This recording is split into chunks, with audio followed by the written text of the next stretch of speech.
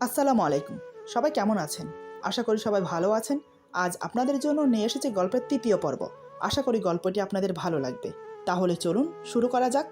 উনি আমার মুখের দিকে অপলক্ষীনভাবে তাকিয়ে আছে। চেহারায় স্বাভাবিক ভাব, কিন্তু উনি এভাবে তাকিয়ে থাকাতে আমার খুব অস্বস্তি হচ্ছে। আচমকাই চেহারায় পরিবর্তন হয়ে গেল। চোখ মুখ লাল করে হঠাৎ ধমক দিয়ে আমাকে বলে, এই মেয়ে, নিজেকে কি ভাবো? হ্যাঁ, খুব চালাক, তাই না? তুমি কি ভেবেছ তোমার এই রূপের ডালি আমার সামনে মেলে ধরলে আমি গলে মোম হয়ে যাব? দেখো, আমি সেই ধরনের ছেলে না। তোমার এই বাজে অভ্যাসগুলো না খুবই বিরক্তকর। আজ দুপুরে তুমি ইচ্ছে করেই আমার সাথে ধাক্কা খেয়েছ, তারপর যা চেয়েছো তাই হয়েছে। কি ভেবেছ এসব করে আমাকে নিজের করে নেবে? তোমার এই মনের আশা কোনো দিনও পূরণ হবে না। নিহাত, আমার দুটো বাচ্চা আছে বলেই আমি তোমাকে বিয়ে করেছি। তা না হলে আমি কোনো দিনও তোমাকে বিয়ে করতাম না। শুধু তোমাকে কেন, তোমার থেকেও বিশ্ব সুন্দরী চলে আসলেও আমি বিয়ে করতাম না। তুমি এসব চাল চেলে আমার স্ত্রীর জায়গা কোনো দিনও হাসিল করতে পারবে না। ভালোবাসা বোঝো? একটা ছেলে যখন একটা মেয়েকে তার সর্বোচ্চ দিয়ে ভালোবাসে, তখন সে তাকে কখনো ভুলতে পারে না। আমি ঈশাকে আমার থেকেও বেশি ভালোবাসতাম। ওকে ভোলা আমার পক্ষে কোনোভাবেই সম্ভব না। তাই বারবার বলছি, আমার থেকে দূরত্ব বজায় রাখো। নেক্সট টাইম এমন কিছু করবে না যাতে আমি বাধ্য হই তোমাকে এই বাড়ি থেকে বের করে দিতে। আর তোমার ছলা কলা তোমার কাছেই রাখো, আমার উপর প্রয়োগ করতে এসো না, তাহলে কিন্তু এর ফল ভালো হবে না। তোমাকে বিয়ে করেছি আমার বাচ্চার দেখাশোনা করার জন্য, আমার বউ হওয়ার জন্য না। কথাটা যেন মনে থাকে। এবার যেতে পারো। ওনার কথাগুলো শুনে আমি পাথরের মুক্তি হয়ে গেছি। চোখ দিয়ে টপ টপ করে জল পড়ছে। আমি তো ইচ্ছে করে ওনাকে ধাক্কা দেইনি, উনি তো নিজে থেকে আমার সামনে এসে পড়েছে। আমি তো স্বামীর অধিকার চাইনি, তাহলে উনি আমাকে এতগুলো কথা কেন শোনালো? আমি বসে বসে এসব কথা ভাবছি। আমাকে এভাবে বসে থাকতে দেখে উনি আবার বলেন, কি হলো, যাচ্ছ না যে? এত কিছু শোনার পর কিছু কি বলার আছে? আমি কান্নাজড়িত গলায় বললাম, আপনি আমাকে ভুল বুঝছেন, আমি সত্যি বলছি। বিশ্বাস করুন, আমি আপনাকে ইচ্ছে করে ধাক্কা দেইনি। এই বাড়িতে আসার পর থেকে যা যা হয়েছে সব এমনিতেই হয়েছে। আমি ইচ্ছে করে কোনো কিছু করিনি। আর আমি এই বাড়িতে আপনার বউ হয়ে এসেছি আপনার জন্য না, শুধুমাত্র বাচ্চা দুটোর দিকে তাকিয়ে। আপনি আমাকে তাড়িয়ে দিলেও আমি এই বাড়ি ছেড়ে কোথাও যাব না। এই বলে আমি চোখের পানি মুছে রুম থেকে বেরিয়ে রান্নাঘরে চলে যাই। সেখানে গিয়ে ইচ্ছে মতো কান্না করি। প্রতিদিন এত অপমান কিভাবে সহ করব? কেনই বা উনি বারবার ইচ্ছে করে আমাকে অপমান করছে? উনি কি চান না আমি এই বাড়িতে থাকি? কিন্তু আমি যে এখন পিছনে ফিরে যেতে পারবো না। আমি যে নিজের ইচ্ছায় এসেছি এখানে, নিজের ইচ্ছায় ওনাকে বিয়ে করেছি, শুধুমাত্র বাচ্চা দুটোর জন্য। আমি যে ওদের মায়ায় পড়ে গেছি, ওদের ছেড়ে যাওয়ার কোনো প্রশ্নই ওঠে না। যাব না আমি। আমাকে তাড়িয়ে দিলেও আমি যাব না। কি ভেবেছেন উনি আমাকে এভাবে অপমান করে এই বাড়ি থেকে তাড়িয়ে দেবে? সে আশা ওনার কোনো দিনও পূরণ হবে না। আমি হতে দেব না। আমার মেয়েদের থেকে আমাকে আলাদা করবে? দেখা যাক না কে কতদূর এগোতে পারে। এসব ভাবতেই মনটা হালকা হয়ে গেল। আমি চোখে মুখে পানি দিয়ে নিজেকে ফ্রেশ করে নিলাম। তারপর বাচ্চাদের জন্য দুধ গরম করে ফিটারে ভরে মায়ের রুমে চলে গেলাম। শাশুড়ি মা আমাকে দেখেই চিন্তায় পড়ে গেলেন। তিনি খুব ভালো করেই বুঝতে পারলেন ওনার ছেলের সাথে আমার কিছু একটা হয়েছে, কিন্তু তিনি আমাকে কি বলে সান্ত্বনা দেবেন সেটাই খুঁজে পাচ্ছে না। তাই চুপচাপ বসে রইলেন। অন্য প্রসঙ্গে আমার সাথে কথা বলতে লাগলেন। রাতে সবাই একসাথে খেতে বসলাম।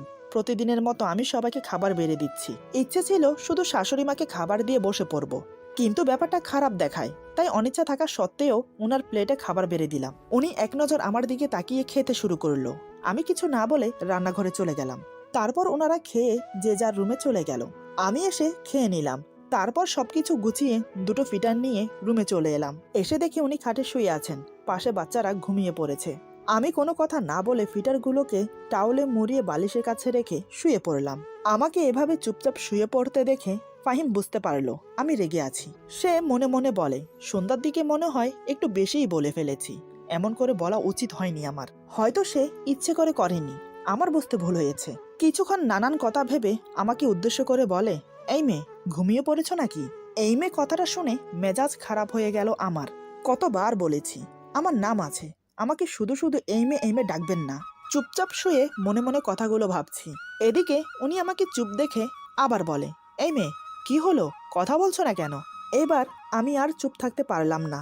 আমি বললাম, এই যে শুনুন, আমার না একটা নাম আছে, সেটা নিশ্চয়ই জানেন। ফাহিম বলে, জানি তো।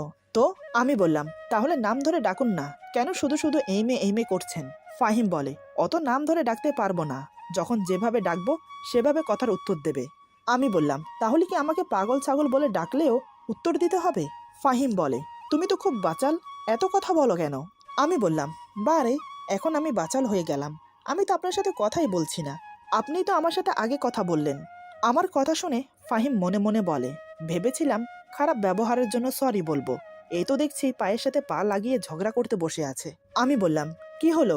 এই মে করে কেন ডাকছিলেন? কি দরকার বলুন? ফাহিম বলে, ডেকেছিলাম 1 কাপ কফি খাবো বলে, কিন্তু তুমি তো পায়ের সাথে পা লাগিয়ে ঝগড়া শুরু করে দিয়েছো। আমি বললাম, ও, আগে বলবেন তো। এই বলে আমি উঠে চলে গেলাম ওনার জন্য কফি আনতে। কফি খাওয়ার কথা শুনে একটু অবাকই হলাম, কারণ রাতে ঘুমোতে গিয়ে কখনো উনি কফি খান না। আজ হঠাৎ কফি চাইছেন। কে জানে রে বাবা, মানুষের মতিগতি বোঝা বড় দায়। আমি কফি বানিয়ে রুমে এসে দেখি উনি বারান্দায় দাঁড়িয়ে আছেন। আমি গিয়ে বললাম, এই নিন আপনার কফি। ফাহিম আমার দিকে এক নজর তাকিয়ে কফিটা নিয়ে নিল। আমি কফি দিয়ে চলেই আসছিলাম, তখনই ফাহিম বলে, কি ব্যাপার, চলে যাচ্ছ যে? আমি বললাম, কেন, আর কিছু লাগবে? ফাহিম বলে, না, তবে আমার পাশে একটু থাকো, আজ খুব নিজেকে একাকী লাগছে। ওনার কথা শুনে ওনার উপরে থাকা সব রাগ উধাও হয়ে গেল। বুকের ভেতরটা মোচড় দিয়ে উঠল কষ্টে। যতই উনি আমাকে বকা দিক, তবুও তো উনি আমার স্বামী। আমি চুপচাপ ওনার পাশে গিয়ে দাঁড়ালাম।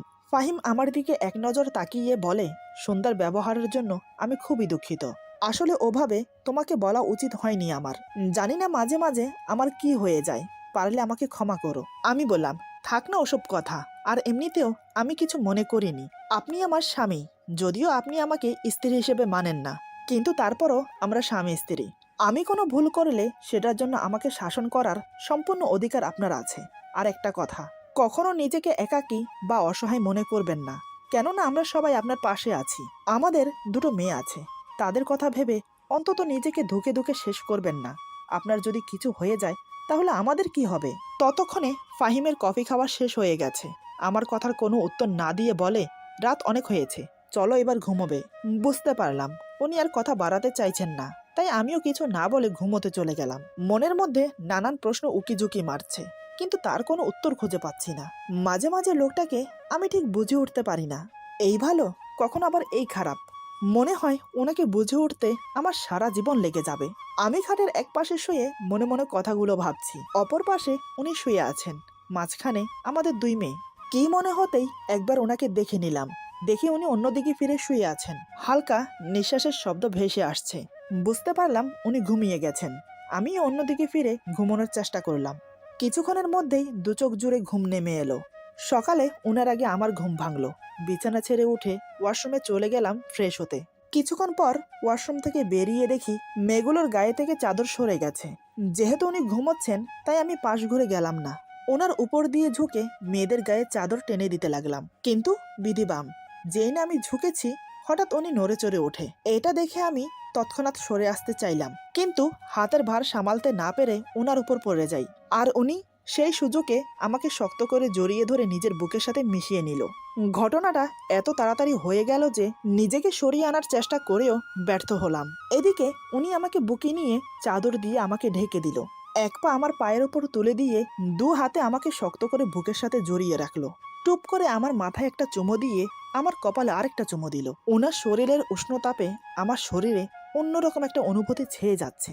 আমিও স্থির হয়ে চুপটি করে ওনার টি-শার্ট 2 হাতে খামচে ধরে মুখ গুজে দিলাম ওনার বুকে। উনি আমার কপালে আরেকটা চুমো দিয়ে বলে, কেন দূরে দূরে থাকো ঈশা? আমাকে কষ্ট দিয়ে কি মজাটা পাও তুমি? আমি তোমাকে কতটা ভালোবাসি, তুমি কি সেটা বোঝো না? কেন বারবার কষ্ট দিচ্ছ আমাকে? আজ আমি তোমাকে আর ছাড়বো না। আজ আমি আমার সবটুকু ভালোবাসা তোমাকে উজাড় করে দেব। উনি বিড়বিড় করে আরো অনেক কথা বলছে। আমি ভেবেছিলাম উনি আমাকে ইভা মনে করেই আমাকে আদর করছে, কিন্তু এ কি, উনি তো ঈশা আপুর নাম নিচ্ছে। তার মানে উনি ঘুমের মধ্যে আমাকে ঈশা মনে করে জড়িয়ে ধরেছে। ব্যাপারটা বুঝতে পেরে মনে মনে খুব কষ্ট পেলাম। অজান্তেই 2 ফোঁটা চোখের জল গড়িয়ে পড়ল। আমাকে বুকে নিয়ে আমার নাম উচ্চারণ না করে অন্য কারোর নাম তিনি মুখে নিচ্ছেন। এটা শুনে নিজেকে স্থির রাখতে পারছি না। যদিও ঈশা আপু বেঁচে নেই, কিন্তু স্বামীর বুকে মাথা রেখে যখন অন্য কারোর নাম শুনতে হয় তখন কষ্টে আর যন্ত্রণায় বুকের ভেতরটা ফেটে যায়। একমাত্র মেয়েরাই বোঝে এমন পরিস্থিতিতে কেমন লাগে। যাই হোক, আমি নিজেকে কোনো রকম সামলে নিজেকে ছাড়ানোর চেষ্টা করলাম, কিন্তু না, কোনোভাবেই পারছি না। উনি আমাকে এত শক্ত করে জড়িয়ে ধরেছে, কোনোভাবেই নিজেকে ছাড়ানো সম্ভব না। তাই আমি চুপটি করে ওয়েট করতে লাগলাম। কিছুক্ষণ পর দেখলাম উনি আবার ঘুমিয়ে গেছেন। তাতেই হাতের বাঁধন আলগা হয়ে গেল। আমি ধীরে ধীরে নিজেকে ছাড়িয়ে নিলাম। মনের দিক দিয়ে আমি খুব ভেঙে পড়েছিলাম তখন। মেয়েগুলোর গায়ে চাদর দিয়ে গুটি গুটি পায়ে বেরিয়ে গেলাম রুম থেকে। আজ ওনার ছুটি, অফিসে যাবে না, তাই আমিও আর ওনাকে ঘুম থেকে ডাকলাম না।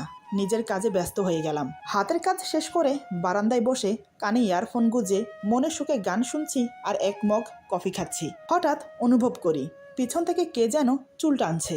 তাই ঘাড় ঘুরিয়ে তাকাতেই দেখি মিস্টার ফাহিম রাগী মুখ নিয়ে আমার দিকে তাকিয়ে আছে। আমি সাথে সাথে ইয়ারফোন খুলে বললাম, কি ব্যাপার, চুল টানছেন কেন? ফাহিম রাগী ভাব দেখিয়ে বলে, তোমাকে যে আমি এখনো বারান্দা থেকে নিচে ফেলে দেইনি, এটা তোমার কপাল বলো। আমি ভুরু কুচকে বললাম, সাত সকালে আমি আপনার কি ক্ষতি করেছি? হ্যাঁ। ফাহিম বলে, কি করনি সেটা বলো। কতক্ষণ ধরে তোমাকে ডাকছি, কোনো সারা শব্দ নেই। মহারানী এখানে বসে গান শুনছে। আমি বললাম, ডেকেছেন কেন? ফাহিম বলে, আমার সম্পর্কের একটা ভাই হয়, সে এসেছে, কয়েক মাস হয়তো আমাদের বাসায় থাকবে। আমি বললাম, ভালো তো। ফাহিম বলে, তুমি গিয়ে দরজা খুললে হয়তো আরও ভালো হতো।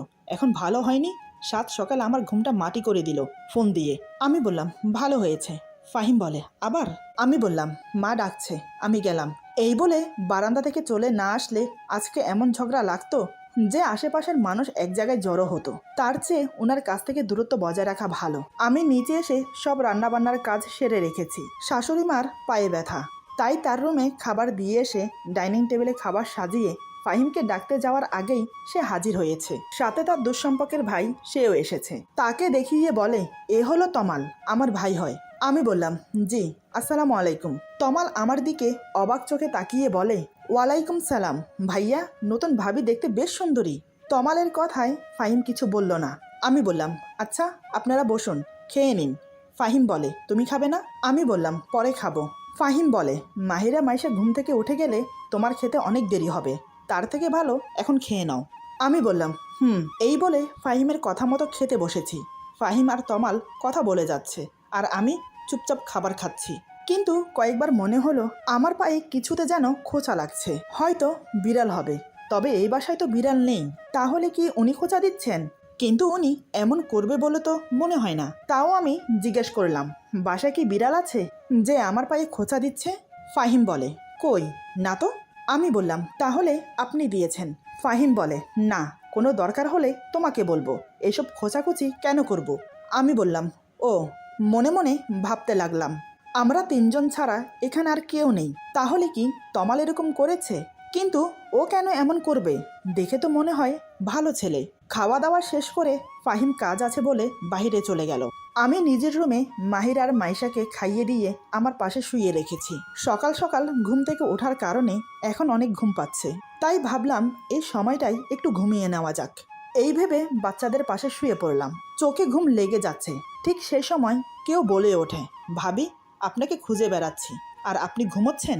আমি তাড়াতাড়ি গায়ে ওড়না দিয়ে উঠে বসে দেখি তমাল। আমি বললাম, আপনি কি জানেন না কারো রুমে ঢোকার আগে দরজা নক করতে হয়? তমাল বলে, ভাবির সাথে দেবরের সম্পর্কে এত ফর্মালিটি দরকার হয় না। আমি বললাম, সেটা আপনার অন্য ভাবিদের সাথে করবেন, আমার সাথে না। তমাল বলে, আরে মিষ্টি ভাবি, রেগে যাচ্ছেন কেন? আমি বললাম, আমাকে কেন খুঁজছেন সেটা বলুন। তমাল বলে, এই তো একটু গল্প করার জন্য। আমি বললাম, ও আচ্ছা। তমাল বলে, ভাইয়ের সাথে আপনার সম্পর্ক ঠিক স্বামী স্ত্রীর মতো না, কি তাই না? আমি বললাম, আমরা স্বামী স্ত্রী হলে সম্পর্ক অন্য কিছু হবে কেন? তমাল বলে, এত ধাজ নিয়ে কথা বলা ঠিক না, মিষ্টি চেহারায় মিষ্টি করে কথা বলতে হয়। আমি বললাম, আপনার সাথে পরে কথা হবে, এখন আপনি যান। তমাল বলে, আচ্ছা, পরেই না হয় আসবো।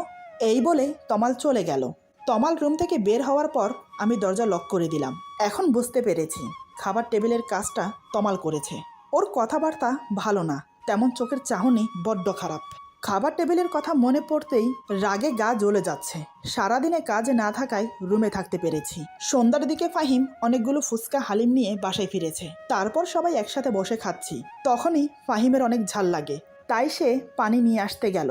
সাথে শাশুড়ি মাও আমার হয়ে গেছে বলে নিজের রুমে চলে গেল। সেই ফাঁকে তমাল হঠাৎ করে আমার হাতের ফুচকাটা ওর মুখে নিয়ে নিল। এটা দেখে আমার খুব রাগ হলো। আমি বললাম, প্লেটে ফুচকা রাখা আছে, সেটা না খেয়ে আমার হাতেরটা নিয়েছেন কেন?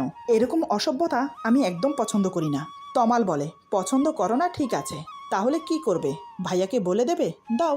আমি বললাম, হ্যাঁ অবশ্যই বলবো। তমাল মুচকি এসে বলে, বলে দেখো, বিশ্বাস করবে না।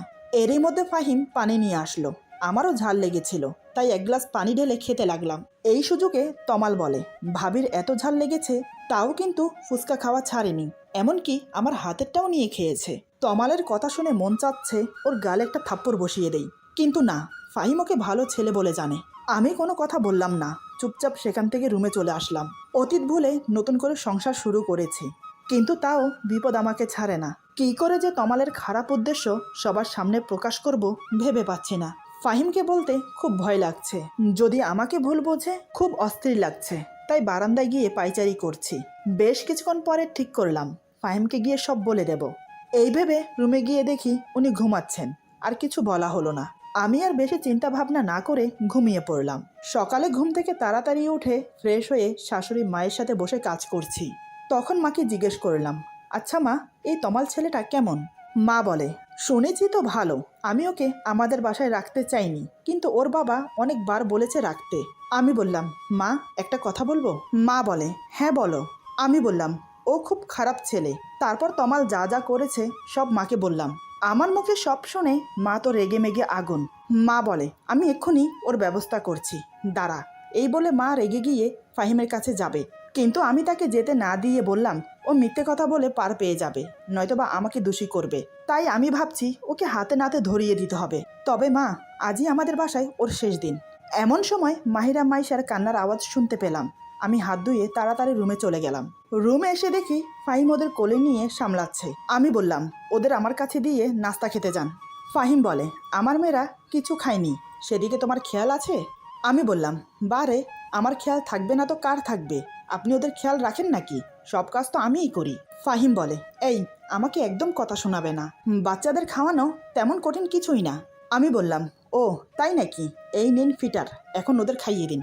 ফাহিম বলে, এই বলে আমার হাত থেকে ফিটার নিয়ে মাহিরার মুখে ধরেছে, কিন্তু দুধ মুখে যাচ্ছে না, মুখের দুই পাশ দিয়ে পড়ে যাচ্ছে, আর মাহিরা কাঁদছে।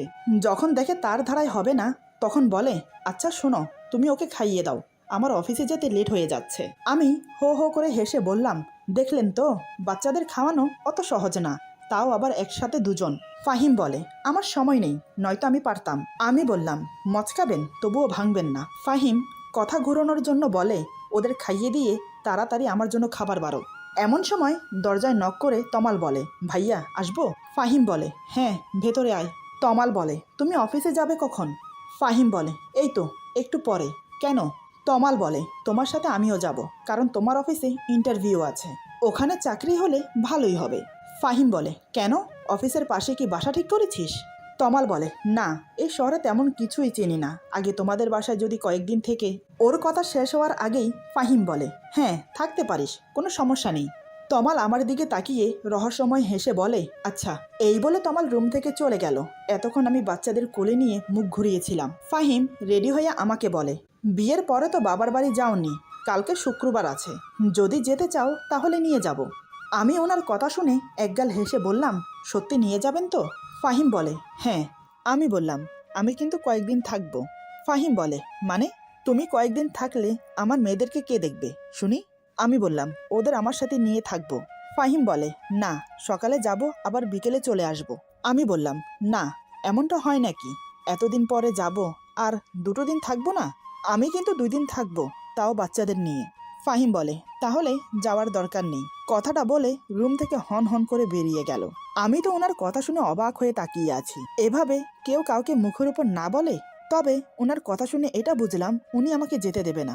আমিও আর রুমে বসে না থেকে ওনার পিছন পিছন গেলাম। তারপর ডাইনিং টেবিলে সবাই একসাথে বসে খাচ্ছি। তখনই হঠাৎ ফাহিম মাকে বলে, মা, কালকে আমরা সবাই ইভার বাবার বাড়িতে যাব। মা বলে, আমার যাওয়ার দরকার নেই, তোরা যাস। ফাহিম বলে, না, সবাই যাব। তারপর তমালের দিকে তাকিয়ে বলে, তুইও যাবি? তমাল বলে, আচ্ছা ভাইয়া। আমি তো অবাক ওনার কথা শুনে। দেখলেন তো, আমি বলেছিলাম না, এই লোকটাকে বোঝা বড় দায়। এই তো একটু আগে রুমে আমাকে বলল যাওয়ার দরকার নেই, এখন আবার বলছে কাল যাবে। কি আজব রে বাবা। এতক্ষণ আমি অবাক হয়ে ওনার দিকে তাকিয়েছিলাম। হঠাৎ আমার চোখ পড়ল তমালের দিকে। দেখি তমাল বজ্জাত হারামি আমার দিকে তাকিয়ে মুচকি হাসছে। ওর হাসির পিছনে লুকিয়ে আছে খারাপ উদ্দেশ্য, কিন্তু সেটা হতে দেওয়া যাবে না। হঠাৎ অনুভব করি আমার পায়ের উপর কেউ পা রেখেছে। কেউ বলতে এটা তমাল ছাড়া আর কেউ না। তাই আমিও পা সরিয়ে একটা লাথি মারি ওর পায়ে। তমাল ব্যথায় চেঁচিয়ে বলে, উফ, পা মনে হয় গেল। ফাহিম বলে, তমাল তোর কি হয়েছে? তমাল বলে, না ভাইয়া, কিছু না। ফাহিম বলে, তুই কি ব্যথা পেয়েছিস? তমাল বলে, না তেমন কিছু না, হঠাৎ করে পায়ের রগে টান লেগেছে। ফাহিম বলে, সাবধানে বসতে পারিস তো নাকি? তমাল বলে, পা একটু নাড়াচাড়া দিলে ঠিক হয়ে যাবে। তমালের চেহারা দেখে আমার খুব হাসি পাচ্ছে, তবে শাশুড়ি মাও বুঝেছে কাজটা আমি করেছি। খাওয়া শেষ করে তমাল বাসা থেকে বের হবার সময় বলে, কাজটা কিন্তু ঠিক করলে না, এর জন্য তোমাকে পস্তাতে হবে। আমি বললাম, আমি তোমার কোনো কথার উত্তর দিলাম না, পারলে কাজে করিয়ে দেখাও। তমাল আমার দিকে অগ্নির দৃষ্টি নিয়ে তাকিয়ে হন হন করে চলে গেল বাহিরে। আমি রুমে এসে বাচ্চাদের গোসল করিয়ে জামা কাপড় পরিয়ে মায়ের কাছে দিয়ে এসে তারপর আমি গোসল করব। এই ভেবে ওদের গোসল করিয়ে কাপড় পরিয়ে যেই না মাকে দিয়ে আসতে যাব, তার আগেই মা রুমে আসে ওদের নিতে। মা বলে, ইভা, তুমি কিন্তু ভুল করছো, তমালের কথা ফাহিমকে না বলে। আমি বললাম, মা, আমি চাই একটা প্রমাণ সহ ওকে ধরিয়ে দিতে। মা বলে, আজকে যা করলে তাতে ও তোমার উপর ক্ষেপে আছে, এর বদলা ঠিক নেবে। আমি বললাম, আজকেই ওর শেষ দিন, আপনি সাথে থাকবেন তো মা? মা বলে, থাকবো। এভাবেই সারাটা দিন কেটে যায়। সারাদিনে তমাল বাসায় আসেনি। এদিকে আমি অপেক্ষা করে আছি কখন বাসায় আসবে। সন্ধ্যার দিকে ফাহিমের সাথে তমাল বাসায় আসে। মুখ দেখে মনে হয় চাকরি হয়নি। আমি তো খুব খুশি হয়েছি। প্রায় আধা ঘন্টা পর আমি তমালের রুমে গেলাম এক গ্লাস পানি নিয়ে। রুমে টি টেবিলের উপর পানির গ্লাস রেখে যেই না বেরোতে যাব, ঠিক তখনই পেছন থেকে তমাল আমার ওড়না টেনে ধরে। ওর এমন ব্যবহারে আমার খুব রাগ হয়, ইচ্ছে করছে ঠাস করে দুটো থাপ্পড় মারি। আমি রাগিত দৃষ্টি নিয়ে ওর দিকে তাকিয়ে বললাম, আমি আপনার ভাইয়ের বউ হই, আপনি আমার সম্পর্কে দেবর হন, আর আপনি কি না আমার ওড়না টেনে ধরেছেন? ছি ছি ছি। তমাল বলে, এই, একদম আমাকে সম্পর্কের দোহাই দিয়ে কথা বলবে না। বিয়ে করেছো একটা মধ্যবয়স্ক লোককে, আবার আমার কাছে সাধু সাজো? আমি বললাম, আপনাকে ভালোভাবে বলছি, আমার ওড়না ছাড়ুন, নয়তো আমি চিৎকার করব। তমাল মুচকি এসে বলে, চিৎকার করো, আমি বলবো তুমি আমার সাথে সম্পর্কে জড়াতে চাও। আমি বললাম, আপনার মতো নিচু মনের মানুষ একটাও দেখিনি। তমাল বলে, তোমার জন্য নিচু মনের মানুষ হতে হয়েছে। তুমি জানো, প্রথম যেদিন তোমাকে দেখেছি সেদিন থেকে তোমাকে পাওয়ার জন্য মন হাহাকার করছে। তোমাকে ফাহিমের সাথে দেখতে পারি না, ও তোমার থেকে বয়সে অনেক বড়। আমি তোমাকে খুব সুখে রাখতে পারবো, যা ফাহিম কখনো পারবে না। তুমি রাজি হয়ে যাও, আমরা অনেক দূরে চলে যাব। ওর কথা শুনে আমি আমার রাগটা কন্ট্রোল করতে পারলাম না। দুই গালে ঠাস করে থাপ্পড় লাগিয়ে বললাম, তোকে এই কয়দিন অনেক সম্মান দিয়েছি, কিন্তু তুই সম্মানের যোগ্য না। আর কি বললি, ফাহিম আমাকে সুখে রাখতে পারবে না, তাই না? তাহলে শোন, তুই এক যুগ তপস্যা করলেও ফাহিমের মতো হতে পারবি না।